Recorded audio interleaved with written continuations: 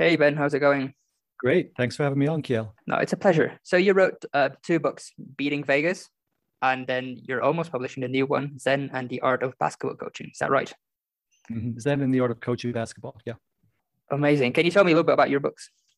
sure. The first one is a very niche book. So after I was a university lecturer and during the pandemic, wasn't comfortable with the protocols that my university had. So I resigned and I was brainstorming, well, how can I make money during the pandemic without working, without having to go into an office or a school or organization? And there was a university professor who I was familiar with who'd done a study years ago in the early 2000s about basketball players and their proficiency. And I thought, what if we could take that and use that to predict performance and predict how players are going to perform in season? And then if you can predict performance, well, what could you do with that information? You could offer picks and wager on the outcomes of games. So Beating Vegas is about sort of this journey I took of really almost becoming an entrepreneur and creating a very niche newsletter that offers NBA spread bets. And I started that in February, and in May took on two partners. And we're recording this in October, and the year-to-date ROI is about 36%. So it's been an interesting experiment. We'll see if it continues. But my first book was just a very short niche book about that experience. And then the second book, which I just published, is Zen and the Art of Coaching Basketball, Memoir of a Namibian Odyssey. And it's about my experience coaching basketball in Namibia. I'm from the US, but I lived in Namibia for several years. And it's really about how things like mindfulness meditation and camaraderie can help any team or even any organization perform better. It's about what do we do? What can we do to perform at our best? Okay, thank you.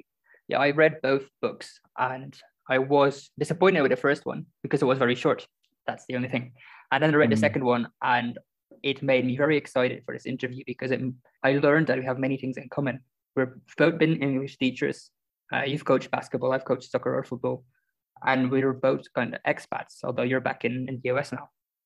The first thing I want to ask is how do these different experiences affect you as a writer? it's a great question.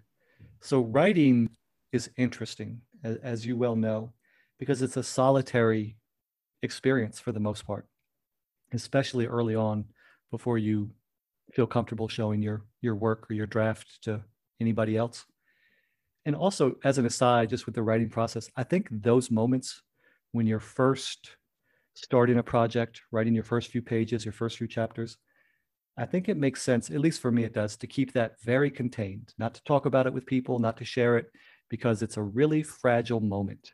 And the wrong kind of feedback at that moment, or a negative comment, or anything like that can really affect you. Or conversely, maybe you're going to decide this isn't the right project and stop. And that's okay too. But if you've already told a bunch of people about it, then you're worried about how it's going to look and so on and so forth. So I think I'm working on a book right now with a retired NBA player, and we're about halfway through the first draft, more than halfway through.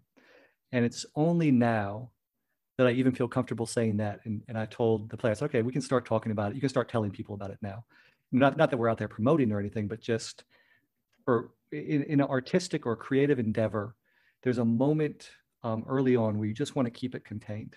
And with writing, those moments can be solitary because it's just you and your brain, you're just in your head.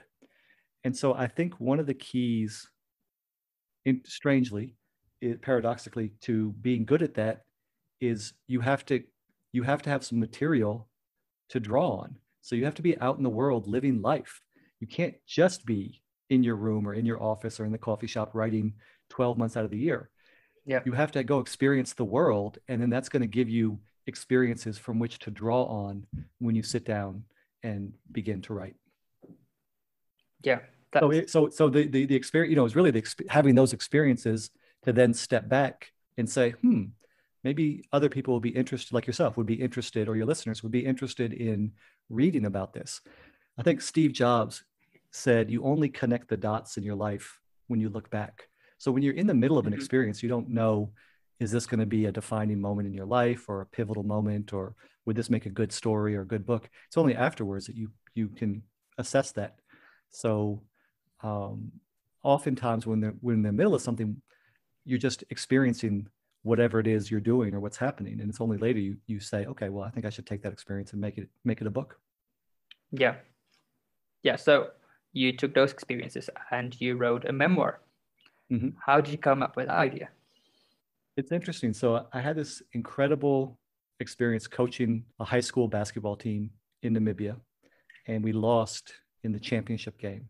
We were undefeated all the way until the championship game. We lost by 6 points. We were up three. No, sorry, we were up six. We lost by 4 points. We were up six with 6 minutes left in the game. We lost by 4 points. So it was a really heartbreaking moment. And the following season, we had 6 seniors.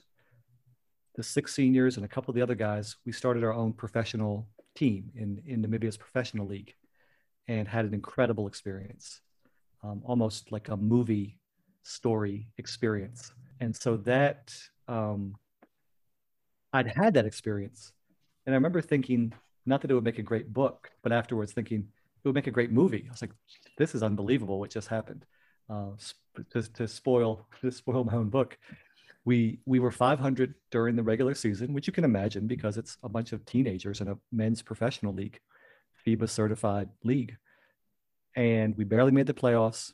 And then in the playoffs, we went on this magical Cinderella run and we won the championship. It was the biggest upset in the history of the league.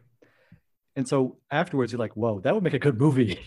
Yeah. And then when the pandemic hit and I resigned from my teaching job, then I was like, well, maybe I should take that story and write a book, write a memoir about it and see what that experience was like. And it was an enjoyable experience. And I was lucky because during the season, I had been sending weekly emails to family and friends. So I sort of had a real-time journal that I could draw on for some of the material. Awesome. This was definitely very useful. Did you start writing that with the idea in mind of maybe I can draw from this later on? No, actually, the newsletter, it was it was fun to just kind of keep people back home updated with what I was doing. And then I knew also I was going to do a fundraiser. So I think in the very first email I sent, I said, hey, just a heads up, you're going to get this newsletter and read about my experiences. In about 2 months, I'm going to ask you to donate some money to help buy the team shoes or uniforms or what have you. So it was to keep my friends and family updated and also to sort of prep for a fundraiser that I ended up doing each year. Oh, okay. So how do you decide what goes in the memoir and what doesn't? That's the key, right? Because I think the trick to most good art, not just books, not just writing, but painting, film, acting, performance, all of it, it's as much as what you leave out as what you put in, right? Maybe even more what you leave out than as to what you put in. So I wrote a very bare bones first draft and I showed it to a good friend of mine and she gave me good feedback and she said, you need more about this, you need more about the players, you need more about yourself. So I put that in. And then one of the best decisions I made is I hired a professional editor. And I think one of the things that's important for authors to do is kind of demystify some of the process. And part of a lot of times what people don't talk about is the money side of it. Yeah. So just so your listeners know, I spent $1,000, $1,000 US on I hired a professional editor. And then also just to break down the costs of the book completely, I paid $500 for a copy edit. And then I designed the cover myself using Canva. But for my first book, I paid a designer on Fiverr. I think I paid $150 for my cover. So my first book, it was just a copy edit and a cover. So it was about maybe $600. And then this book, it's $1,000 for the professional editor that I engaged and $500 for the copy edit. So $1,500 to then self-publish the book. And if people are interested in sort of the ins and outs of self-publishing and things like cover design and advanced reviews, Amazon, all of that promoting, I have a newsletter, a free newsletter where I do weekly posts and interviews, and that's at benbow.substack.com. So I engaged a professional editor, and then he was wonderful because it was like it's like having a personalized masterclass in storytelling. And he's been a sports editor for 40 years. So he's worked with every big name you can imagine and published a number of books, written a number of books. And so to have his feedback kind of draft by draft was invaluable. So I would write a draft, send it to him in Word. He'd send it back a few days later with a ton of comments. I'd read it, sit with it for a day or two, and then we talk on the phone for an hour or 2 hours and go through everything. And that was just having a personalized masterclass in writing. And so that was really helpful. And the feedback was similar to my friend. It's just, it needs more detail. It needs more detail. Mm-hmm. So there's sort of two ways you can do this, right? You can just write, you can put everything on the page and then start taking things out, or you can just make it bare bones and start filling in. And so I did it. I mean, you mentioned my first book, you thought it was too short. So it was kind of a similar kind of feedback with the memoirs, like it needs more, it needs more. Yeah. So I just kept filling in and filling in. Okay. Yeah, that makes more sense, because then you restrict yourself to adding information where people want more information. Because it's probably easier to add information than to start cutting, because what needs to be cut, and then maybe you can cut too much. Mm-hmm. Yeah, I think, you know, there are many different paths up the mountain, and part of it is I'm explaining what works for me. I think a lot of times, especially for writers starting out, if they can talk to veterans or just people giving advice, and they'll say, you need to do this and you need to do that. Well, no, that's what works for that person. This is what works for me. So especially to writers starting out or aspiring writers who are listening, I think it's helpful to hear about the processes different people use, but you also have to be cognizant you're going to have your own process, and it may not look like somebody else's, and that's okay. There's many different paths up this mountain. Yeah, it's funny you say so. Today, in my daily newsletter, I just wrote something about that. I believe there are two kinds of like writing advice. There's like the contradictory advice, which is, I think, the easiest one to deal with, because one group of writers will say, this is what you need to do. And the other group of writers will say, this is what you need to do. So you like experiment with both and you pick your way, and it's easy. But then there's the mainstream advice where everyone says, you need to write first, edit later. Like 95% of writers says this is how it works. But if that's different for you, like if you're the 5% that thinks, you know what, I write and edit at the same time, it makes you feel really bad about yourself, because that's not how others do it. Right. And that's what we want to avoid. Exactly. And actually, it's funny you mentioned that, because the memoir, Zen and the Art of Coaching Basketball, that was, I'm going to sit down and write 3,000, 4,000 words a day.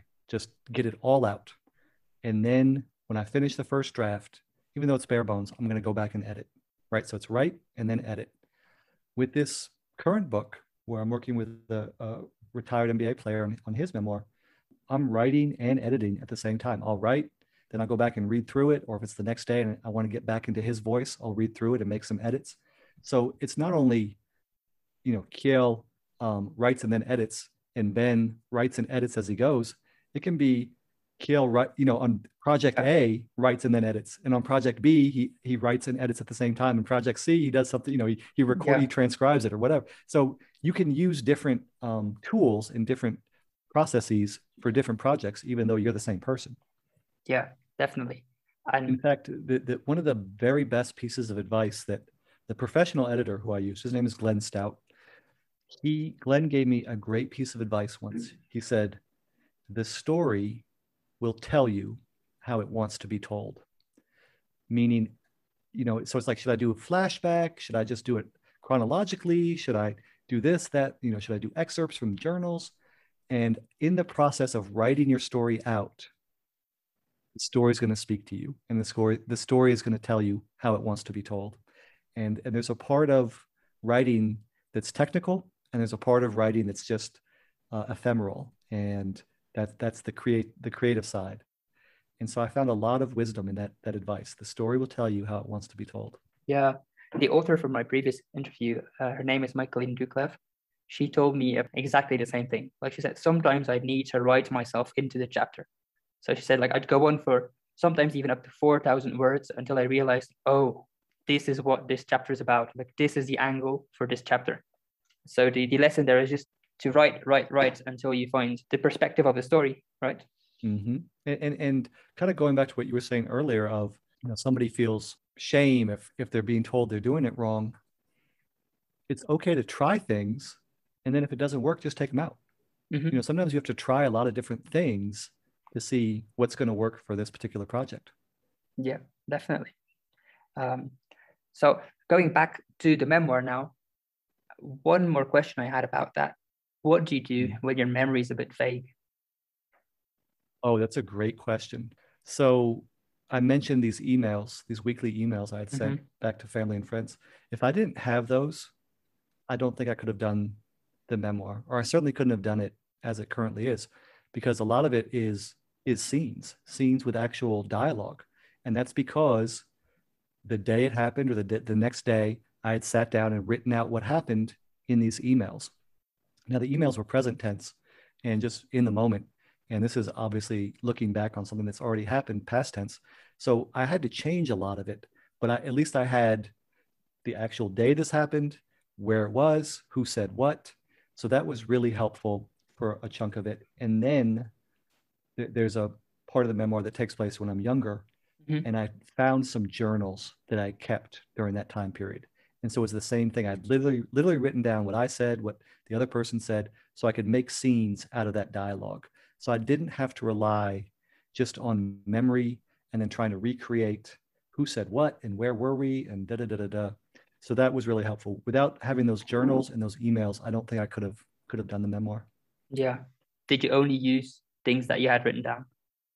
Yeah, for some parts of the story, I did have to recall. And so there's one scene where I'm working in the public affairs office of Johns Hopkins Hospital in Baltimore. And overnight, everybody who worked there, their cubicle space had been rearranged. And people were out there like tape measuring their cubicles to see if they lost space or gained an inch or lost an inch. And obviously, I knew that happened. I have that memory, but I didn't have a journal entry or anything for that. Yeah. And I remember kind of what one of the managers said to me, something to the effect of, "You always have a place here to work here." And I was like, geez, that's what I'm afraid of.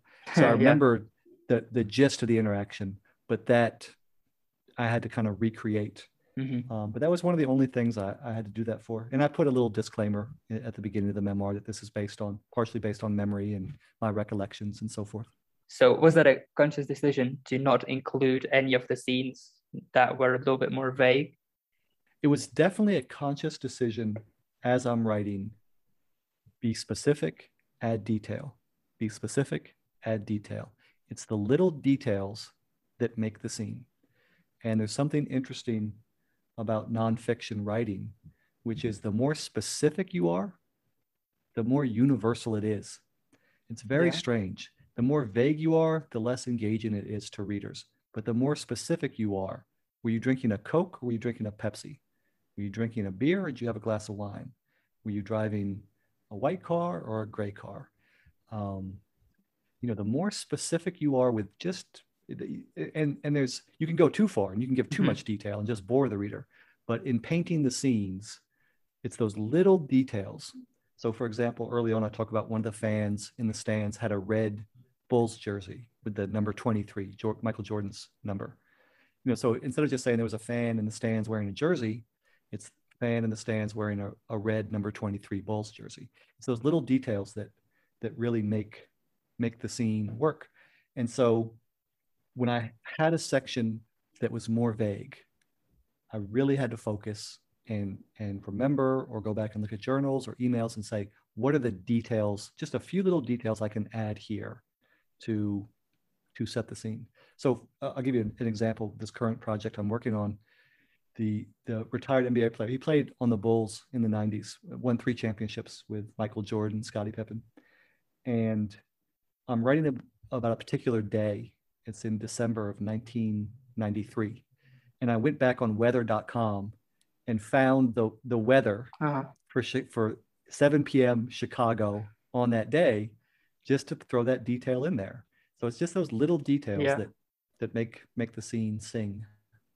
That's amazing. I think you found a perfect balance there, because that's one of the aspects of your book that I liked. The storytelling, like setting the scene just enough to make your imagination work, but not too much where it gets into like a Russian novel and like it's just getting too much and you actually want some action. Right. Have you ever read a screenplay, a movie script?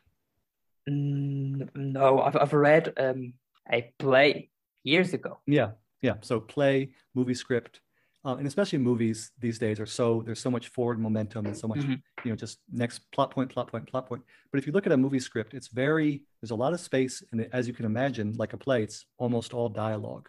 Hmm. And so I wanted to make the reading experience for the book almost effortless, where it just would flow. And so in some ways it is similar to a movie script. It's sort of like half screenplay, half nonfiction narrative, half novel. Yeah. Could you give an example of setting the scene? Sure. In my book. I want to give a subject, if that's all right. Yeah. Yeah. Go. I forgot to ask this at the beginning. What kind of coffee do you drink? So I like coffee. I like about half a glass of milk with half a cup of coffee poured into it with some cinnamon. So I like my mom always makes fun of me the amount of milk or cream or half and Yeah, half that I put in my cup of coffee. Like I like half coffee, half milk is about what I like. a little bit of cinnamon. Yeah, with a touch of cinnamon on top. Yeah, is that daily? Yeah, yeah. Lately it's been like 3 cups of coffee a day. Although I drink this, it's a great coffee. It's made by Four Sigmatic. It's called mushroom coffee. Yeah, And it Tim has, Ferriss. yeah, dude, yeah, Tim Ferriss is a fan. I think that's where I first heard it. And what's nice is it has half the caffeine of normal coffee. So Oh, okay. I drink 3 cups of that, maybe from 8 a.m. or 7 a.m. to about noon Hmm. over the course 4 or 5 hours. I'll have 3 cups. But I guess in theory, it's really only a cup and a half of normal coffee as far as Okay. the caffeine level. All right. Yeah, but you were Yeah. talking about setting the scene. So do you want me to set a scene right now? Yeah, about how you drink your coffee. Okay, Or was that too fantastic. difficult? No, it's great. So, right, just what we talked about. I could say I drink 2 cups of coffee in the morning, or I can say I drink 2 cups of Four Sigmatic mushroom coffee, or I drink 2 cups or 3 cups of Four Sigmatic mushroom coffee, half a cup of coffee, half a cup of Land O'Lakes, half and half. Right, as you're listening to those 3 different descriptions, the more detail, the more the listener or the reader can visualize that in their head. And if I say I drink it in a blue mug, now I can really visualize it. And it's just there's about 4 or 5 details. Four Sigmatic, half coffee, half milk or cream. Land O'Lakes is the name of the Hmm. dairy company. And then a blue mug, right? Just those details with a little bit of cinnamon on top. Just those details would take up on a page a short paragraph. But now you set the team. So, Kiel and Ben walked into the small kitchen off of the dining room. Kiel poured, a cup of Four Sigmatic mushroom coffee with half a cup of milk, half a cup of Land O'Lakes cream, and 2 shakes of cinnamon on top in a blue mug. Now you can picture it. Yeah. It's funny. This makes me think. So you're writing a memoir. You want these details because you're picturing that person. You're picturing exactly what he's drinking at that exact moment of the story. But now we go to fiction, for example, and I'm not sure if I want that amount of detail. Like when I'm reading That's a fiction, great point. maybe I Right. just want to hear he's drinking a cup of coffee, and my imagination will make out, is that with cream? Which kind of mug is it? Where is he drinking it? It's a cool I think you're difference. right, because part of reading fiction, there's an agreement, a connection, a dance between the Hmm. author and the reader, where the reader is using, or the author is asking the reader to use their imagination to fill in some of this world. At the same time, even in fiction, I still think you need 1 or 2 details, because you don't want to be so vague that it's Hmm. just totally amorphous. Yeah, you want a little bit of a hint, like you want the guide, the Mm-hmm, reader to think in that direction, but don't think mm-hmm, about this exactly. mm-hmm. Beautiful. Back to writing. What do you think is the biggest lesson that you learned between writing your first book and the second one? The first book is almost an extended essay. It's just kind of my thoughts, and there are no other characters really. In the second book, it is even though it's real life, it's very much, these are the characters. These are the character traits each person has. This is how I interact with them and how they interact with me in the world in the game of basketball. And so even though it's memoir, you're dealing with characters and I'm juxtaposing things that really happened in a way that hopefully have a storyline, have a through line to them. And so I think the biggest thing I learned in the second book, and it's an old piece of advice from Hollywood, which is show, don't tell, right? So don't tell the viewer it's raining. Have a shot, with the main character, and behind them in the window you see the rain. Well, it's similar in writing. Don't tell me what happened. Give me a scene, and if you can, give me a scene with dialogue and those little details, so that it's like, as the reader, it's like I'm there, and that makes it a more immersive and engaging experience. So that's really what I tried to focus on, or that's a lesson that I learned and what I tried to focus on in the second book. So more storytelling. Yes, 100%. And your favorite writing tool, what is that? Probably coffee. That's probably coffee. Favorite writing tool. Yeah, I think coffee, and obviously part of the book is about meditation. And for me, I think for all of us, when we have those moments where we get into flow state, and it's like we're just focused on what we're working on and everything else kind of melts away, meditation is a great tool to sort of prime the pump to get into flow state. So some kind of combination of meditation and coffee are my two favorite tools. All right. So you still meditate daily? Yes. Yep. Is that at a usual time, like habitual time? Yes. You try to meditate when I first get out of bed, and then sometime in the afternoon or evening.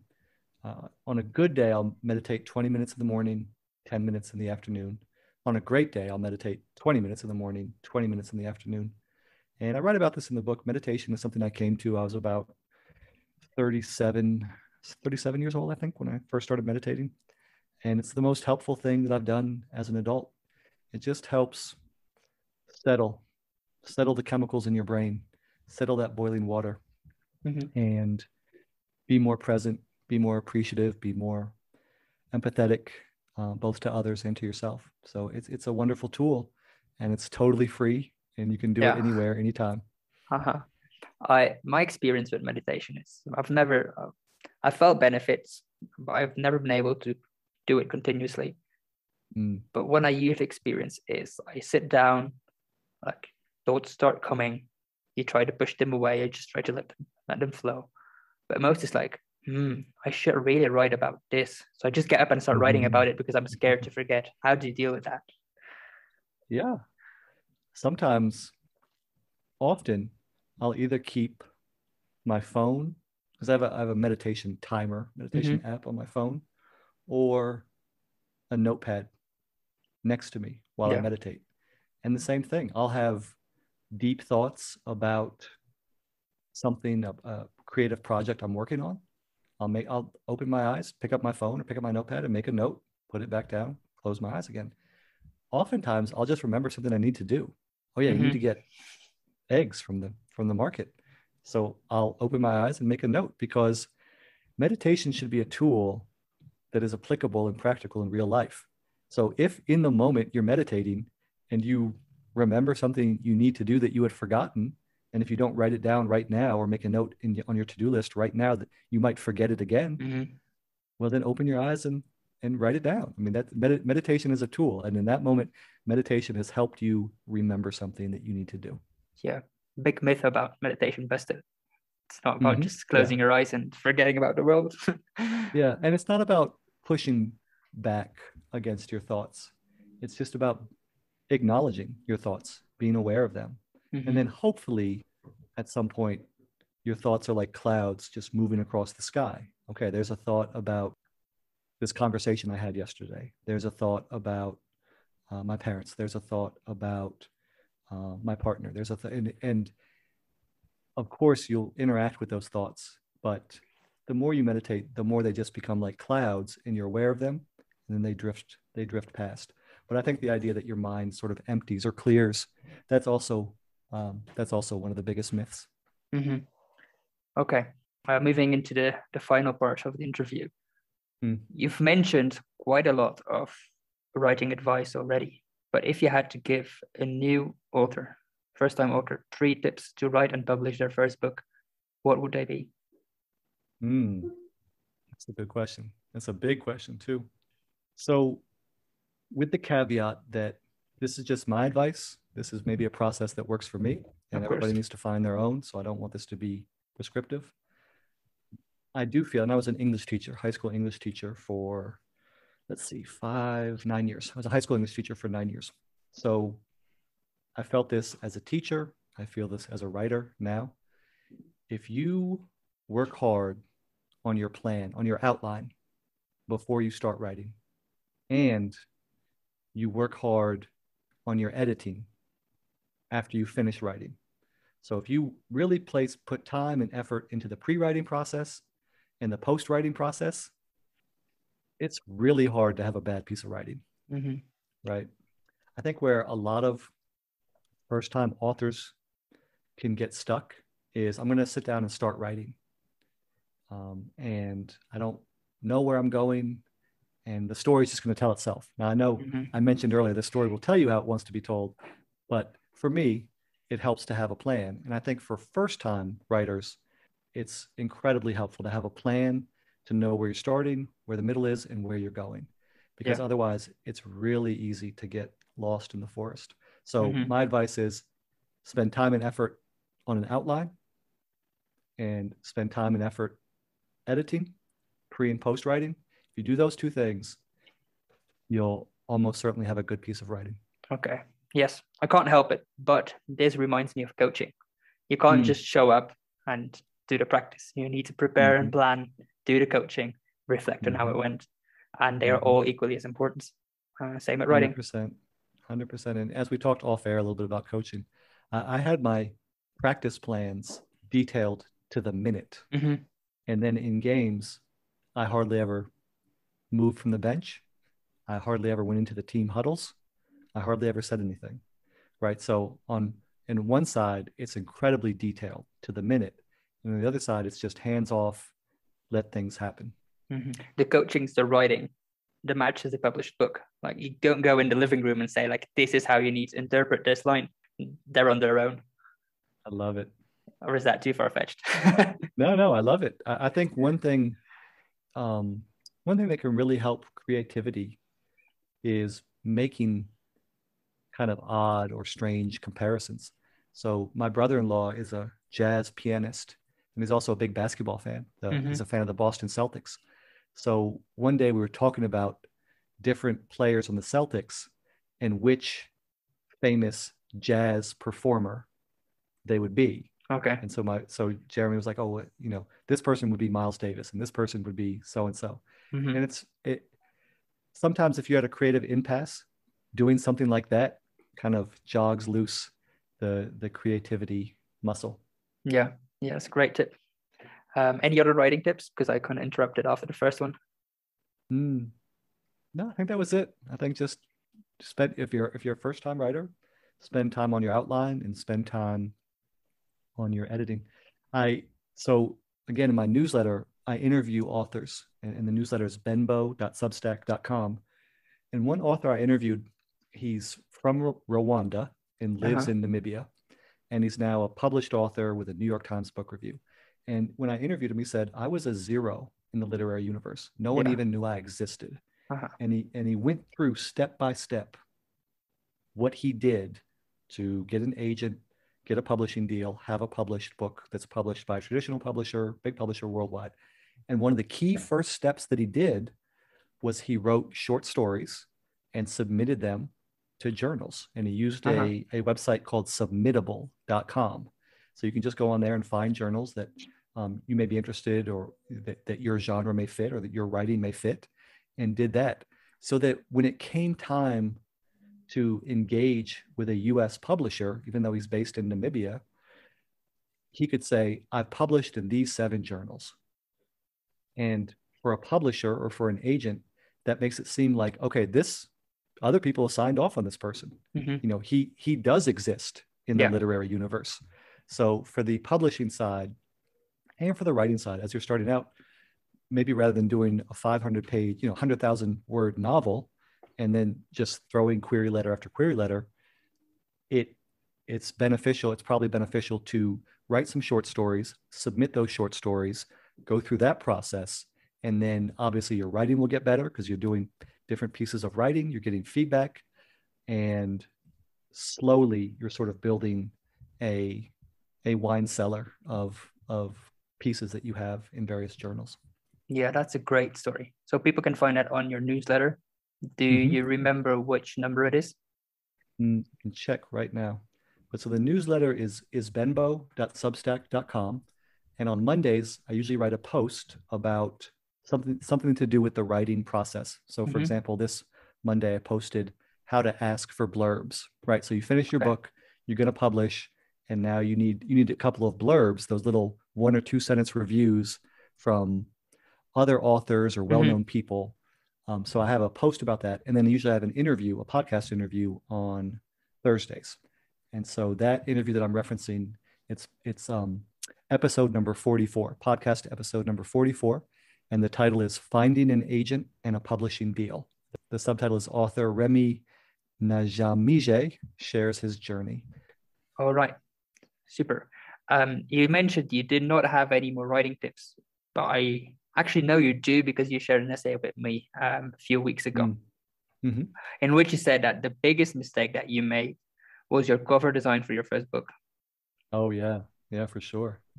So, yeah, I have many more writing tips.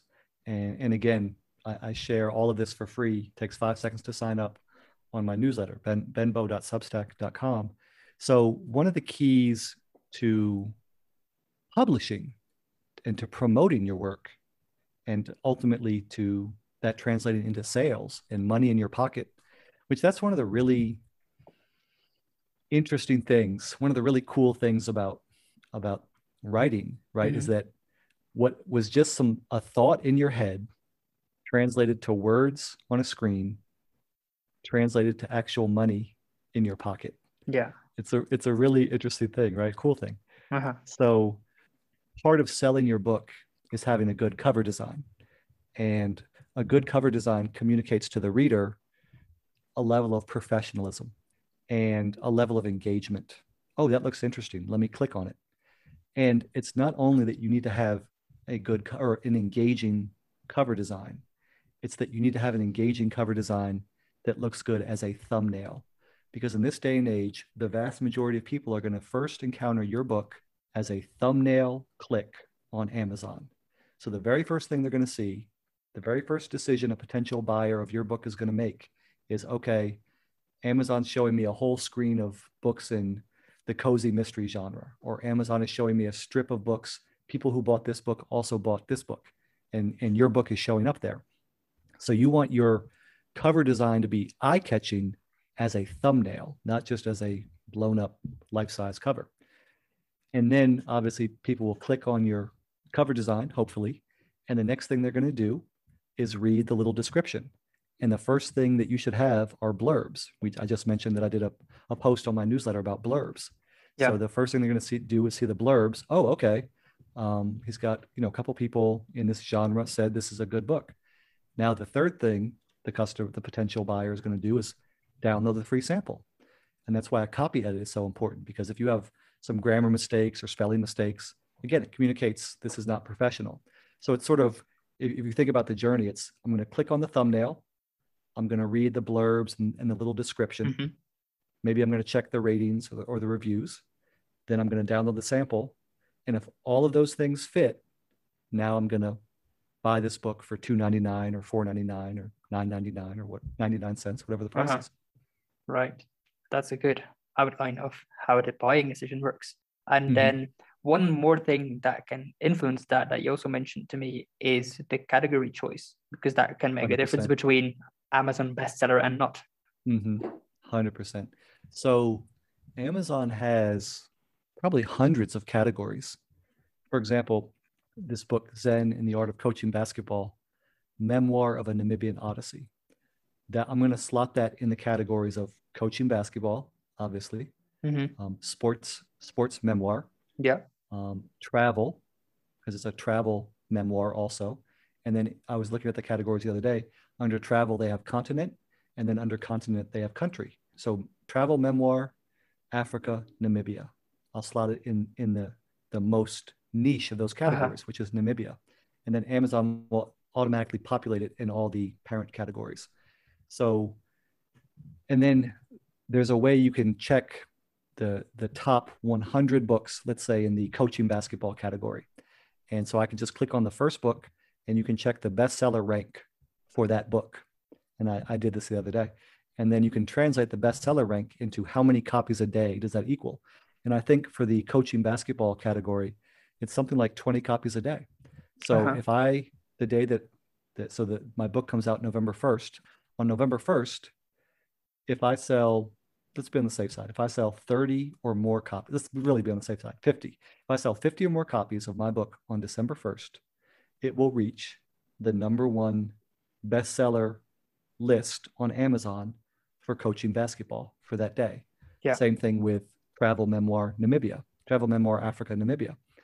So once you hit once you're an Amazon bestseller, you get that little orange banner, #1 bestseller, and you can put that on your book cover, or put somewhere Amazon bestselling author, etc. Even the book that I wrote, Beating Vegas, I posted that in very niche categories, so something like gambling, sports, basketball, something like that, and it did well in those categories. It actually ended up for a little while in the overall basketball category, which is a huge category with people like Kobe Bryant. I mean, even though he's deceased now, he wrote a book called Mamba Mentality that's popular. Kevin Garnett had just released his autobiography. And for a minute, my book was above all of those books. The only book I got to #3 on the basketball bestseller list. The only 2 books I couldn't beat. Steph Curry has a children's book. He was #2, and pre-orders for John Grisham. John Grisham wrote a sports book about basketball. In fact, a basketball player from Africa. Okay. And the pre-orders for John Grisham, no one can beat John Grisham, right? So the pre-orders for John Grisham were #1. Steph Curry's children's book about basketball is #2. And then my book, my little super niche ebook, was #3. So it's cool. Yeah, it's amazing. So what many people do, because they want that #1 bestseller banner, they launch their book with huge discounts. But what you're saying is a financially more reasonable approach to getting that #1 bestseller banner. Yeah, and I think, a really powerful strategy is to do both, right? To sort of pick your niche categories that your book honestly fits in, and launch week, or maybe the day of the launch day, have a significantly discounted price from what it's normally going to be, to sort of jumpstart sales. And then ultimately what you want is the Amazon algorithm to recommend your book to, so again, my book's about coaching basketball. So Phil Jackson, who coached the Bulls and the Lakers, he's written a number of books, including a book called 11 Rings, which is a popular basketball book. So ultimately the goal is somebody in Belgium or somebody in London or somebody in New York buys Phil Jackson's book on Amazon. And then Amazon says, okay, people who bought this book also bought these books, and your book shows up there. So you want the Amazon algorithm to do the selling for you, but to kind of kickstart the Amazon algorithm, you do want to have good first week sales. So I think it does make sense to discount your book the first week and then list it at the normal price. Whereas the traditional model was always, you sell a hardcover for $25 and that, it's out for a year, and then you have a paperback, and then maybe 2 years after that, you have a discounted paperback. But in this new world of Amazon Kindle, the Kindle store, and self-publishing and so forth, it actually makes sense, I think, to do it in reverse, which is to discount your book up front, jumpstart the algorithm, jumpstart your sales, get the #1 bestseller banner, and then list it at the normal price, and let the algorithm just sell your book indefinitely at the normal price. Yeah. That's probably something for a much longer debate, because I talked to a marketing expert before, April Dunford, and she says first week, like in the first year, she did not discount her book. Like, unlike, she says, many people discount on their first day, but it doesn't make financial sense, because the people that are going to buy your book on the first day will probably buy it whatever the price, because they are your biggest fans. So you're actually selling your book to your biggest fans at a cheaper price like to the people that were going to pay the full price. Is that a bad idea? I mean, don't you kind of want to? Your biggest fans are the ones who are most engaged, and they're the ones who are going to give you good word of mouth and sort of sell your book for you. Mm-hmm. So for me, I think it makes sense to have it discounted. Your number one fans get to buy it at a discounted price, and then they're going to go out and hopefully and recommend it to other people. But yeah, just like with writing, there are many paths up the mountain, right? There's no one right answer. Yeah. Okay. I'm aware of your time. So final question. What is your secret? What is my secret? Okay, you go first. I go first. I'm thinking. No, that's not the way it works. But you have to be able to answer any question you ask, right? That's only fair. Well, I've been 25 of these, and this is the first time I've been throwing it back at me. It's a rebound. How does it feel? Confronting, difficult. I think the secret for me is just get started.